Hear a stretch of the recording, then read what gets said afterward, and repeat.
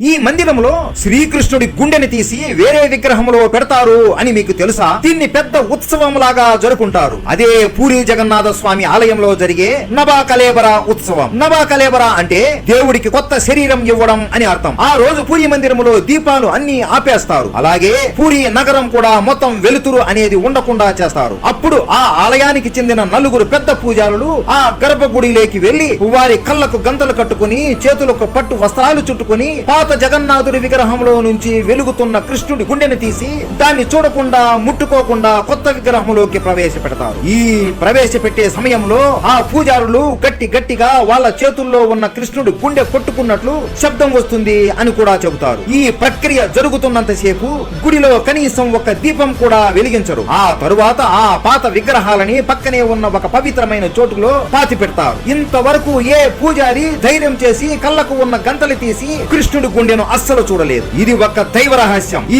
కార్యం ఇంతకు ముందు 2017లో జరిగింది. మళ్ళీ ఇలా జరగాలి అంటే అది దాదాపు 2034లో కుదురుతుంది. ఈ నెల 27వ తేదీన జరుగుతున్న పూరి జగన్నాథుని రథయాత్రకి మీరు వెళుతున్నారా? కామెంట్ చేసి చెప్పండి. జై జగన్నాథ అని కామెంట్ చేసి సబ్స్క్రైబ్ చేసుకోండి. జై జగన్నాథ.